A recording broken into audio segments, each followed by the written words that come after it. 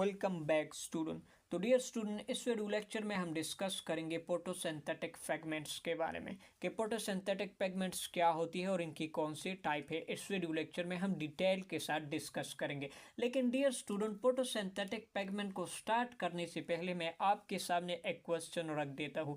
Dear student, ये जो सन से सोलर रेडिएशंस आती है तो ये रेडिएशन ऑल लिविंग ऑर्गेनिजम्स पर पड़ती है। एनिमल्स, ह्यूमन, प्लांट, बैक्टीरिया, अलगी, इन सारे लिविंग ऑर्गेनिजम्स पर यही सोलर रेडिएशन पड़ती है। अब ये जो प्लांट, अलगी एंड कुछ बैक्टीरियाज होती है, ये बेसिकली फोटोसिंथेसिस का प्रोसेस परफॉर्म करते हैं। अब ये जो सोलर रेडिएशन आते हैं, ये इनमें ऐसी कौन सी सब्सटेंस होती है जिसकी वजह से ये इन सोलर रेडिएशन को कैप्चर करके ये फोटोसिंथेसिस का प्रोसेस करता है। अब यही सब्सटेंस बेसिकली कहलाता है फोटोसिंथेटिक फ्रेगमेंट। और ये photosynthetic fragment animal and human में एब्सेंट होती है, जिसकी वजह से इन ऑर्गेनिजम्स में फोटोसिंथेसिस का प्रोसेस नहीं होता। सो ये बेसिकली क्या है, फोटोसिंथेटिक फ्रेगमेंट है जिसकी वजह से फोटोसिंथेसिस की प्रोसेस प्लांट, अलजी एंड कुछ बैक्टीरिया में होता है। अब ये देखिए, ये हमारे पास सन है, तो sun it is the ultimate source of energy for all living organism. तो इनमें डिफरेंट टाइप की रेडिएशंस होती है, जैसे एक्सरे हुई, गामा रे हुए, इंफ्रारेड रे हुई, इसके अलावा और भी डिफरेंट टाइप की रेडिएशंस इसमें होती हैं। कुछ radiations basically before entering into the earth surface इनको रिफ्लेक्ट करके वापस स्पेस में भेज दिया जाता है by the ozone layer and the upper layer of atmosphere. अब कुछ रेडिएशन बेसिकली आती है टुवर्ड द अर्थ सरफेस। 360 से लेकर 750 और 760 तक जो वेव होती है, जो रेडिएशन होती है जिनका वेवलेंथ 360 से 760 तक होती है, वो basically toward the earth surface आती है। और ये बेसिकली कहलाता है विजिबल स्पेक्ट्रम। इसको हम कहते हैं विजिबल स्पेक्ट्रम। और यही विजिबल स्पेक्ट्रम बेसिकली फोटोसिंथेसिस का process on the surface of the earth sustain रखता है। अब यहाँ पर देखिए, ये जो विजिबल स्पेक्ट्रम यहाँ पर आता है, तो इनके लिए यहाँ पर प्लांट, अलजी एंड कुछ बैक्टीरिया में कुछ सब्सटेंस होते हैं। लेट्स सपोज ये हमारे पास एक सब्सटेंस है। जब ये विजिबल स्पेक्ट्रम की रेडिएशन यहाँ पर पहुँच जाती है तो ये विजिबल स्पेक्ट्रम को ये एब्जॉर्व करती है। तो ऐसी सब्सटेंस जिसमें विजिबल स्पेक्ट्रम की जो रेडिएशन होती है, इनको एब्जॉर्व करने की और इनको कैप्चर करने की कैपेबिलिटी होती है, तो ऐसे सब्सटेंस को हम नाम देते हैं पिगमेंट का। तो पिगमेंट क्या है, ऐसे सब्सटेंस है जिसमें लाइट के कैप्चरिंग और एब्जॉर्व होने की कैपेबिलिटी होती है, तो ऐसे सब्सटेंस को हम पिगमेंट्स का नाम देते हैं। अब फोटोसिंथेटिक पिगमेंट, चूंकि ये सी पिगमेंट की वजह से सोलर रेडिएशन एब्जॉर्ब करके इनसे फर्दर ग्लूकोज की फॉर्मेशन होती है, तो इस वजह से ये पिगमेंट कहलाता है फोटोसिंथेटिक पिगमेंट। डिफिनेशन में अब देखिए, the pigment which are used in the photosynthesis, क्योंकि ये जो रेडिएशन ये सब्सटेंस एब्जॉर्ब करती है तो ये यूज़ करती है in the process of photosynthesis, तो इसको कहा जाता है फोटोसिंथेटिक पिगमेंट। अब अगर यूक्रियाट्स में बात की जाए तो यूक्रियाट्स में यही फोटोसिंथेटिक पिगमेंट लोकेटेड होते हैं एक डबल मेम्ब्रेन बॉन्डेड ऑर्गेनेली में, जिसका नाम है क्लोरोप्लास्ट। तो ये फोटोसिंथेटिक पिगमेंट लोकेटेड होते हैं इन द क्लोरोप्लास्ट। अब अगर बैक्टीरिया की बात करें तो बैक्टीरिया में क्या होती है, ये एक प्रोकैरियोट्स है, और प्रोकैरियोट्स में क्या होती है, मेम्ब्रेन बॉन्डेड ऑर्गेनेली एब्सेंट होती है। तो ये फोटोसिंथेटिक पिगमेंट प्रोकैरियोट्स में कहाँ पर लोकेटेड है, तो ये देखिए, ये हमारे पास बैक्टीरिया का एक जनरलाइज स्ट्रक्चर मैंने ड्रा किया। लेट्स सपोज, तो ये जो फोटोसिंथेटिक पिगमेंट्स होती है, तो ये इनकी बॉडी में डिस्पर्स फॉर्म में लोकेटेड होते हैं। और ये फोटोसिंथेटिक पिगमेंट्स होती है बेसिकली क्रोमेटोपोर कहलाता है।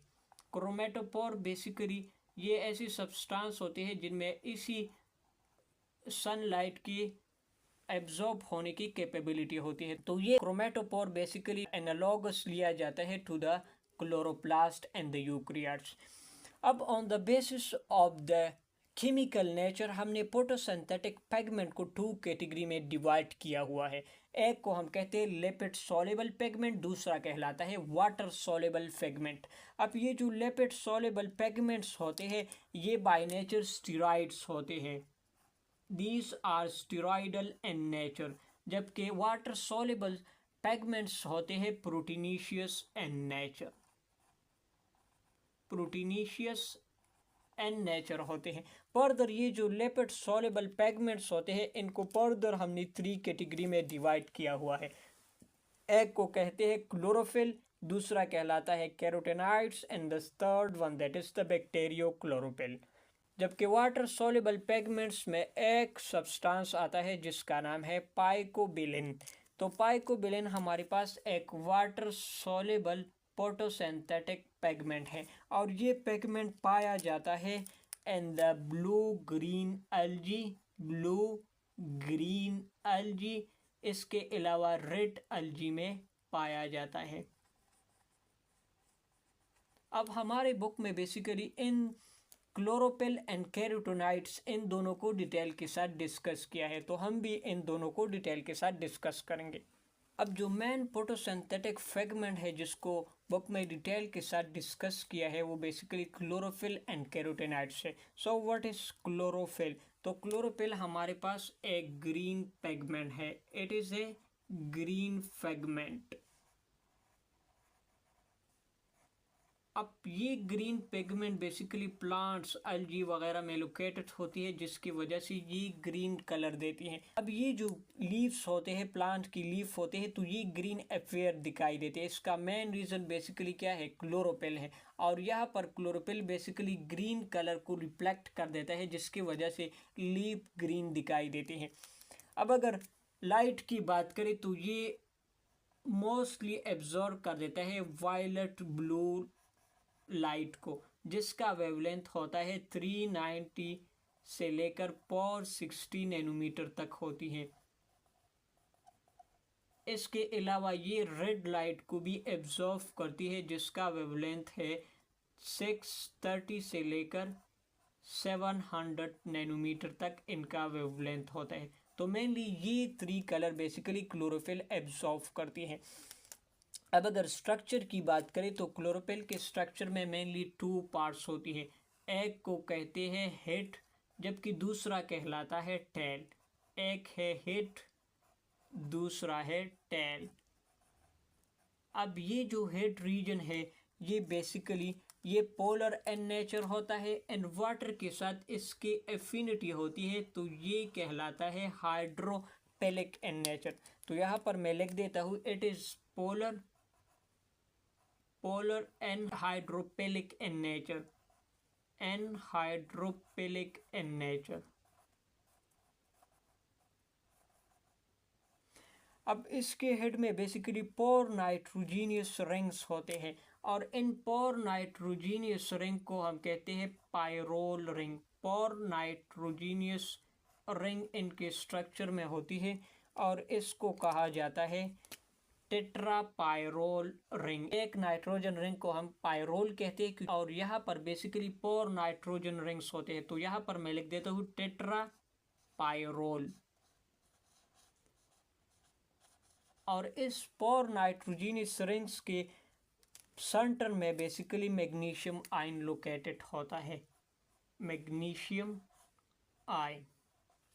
अब ये जो पोर नाइट्रोजीनियस रिंग्स हुए एंड मैग्नीशियम, इसको हम कंबाइनली कहते हैं पोरपायरिन, पोरपायरिन रिंग, पोरपायरिन रिंग कहलाता है।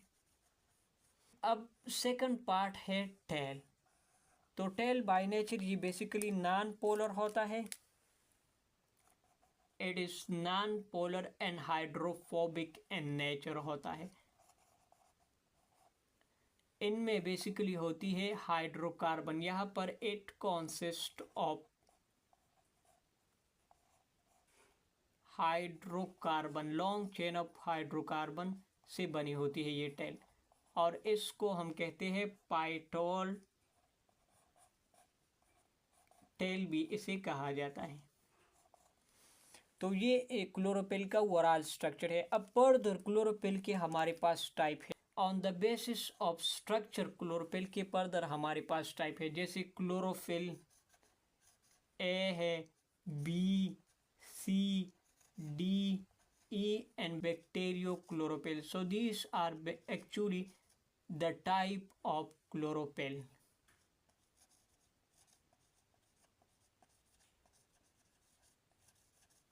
अब सेकंड इम्पॉर्टेंट फोटोसिंथेटिक पिगमेंट हमारे पास है कैरोटीनॉइड्स। तो कैरोटीनॉइड्स को कहा जाता है एसेसरी पिगमेंट। ये पिगमेंट बेसिकली रिएक्शंस में पार्टिसिपेट नहीं करती, बल्कि सिर्फ सनलाइट को एब्जॉर्ब करती है और इन्हें ट्रांसफ़र कर देती है इनटू द क्लोरोफिल।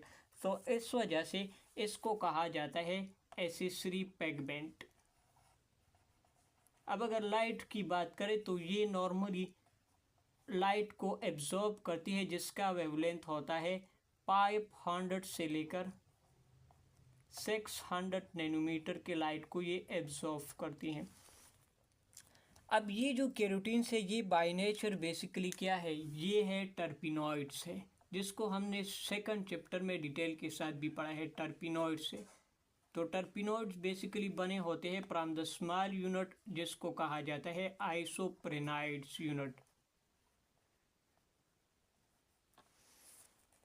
अब फर्दर ये जो कैरोटीनॉइड्स है इनको फर्दर कैटेगराइज किया हुआ है इनटू द टू कैटेगरी। एक को कहा जाता है कैरोटीन्स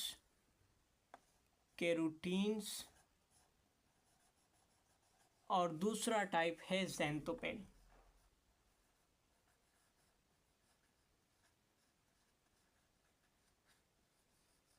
ये carotene basically orange to red in colour होती है, जबकि xanthophyll they are yellowish in colour. So this is actually the carotenoid. So mainly carotenoid basically intense light से क्लोरोफिल को प्रोटेक्ट करती है। इसके अलावा ये लाइट रेडिएशन को एब्जॉर्व करके इसे ट्रांसफ़र कर देती है into the chlorophyll. So these are the two important function of carotenoids. So this is actually overall about the photosynthetic pigments and its type. Thank you so much for watching.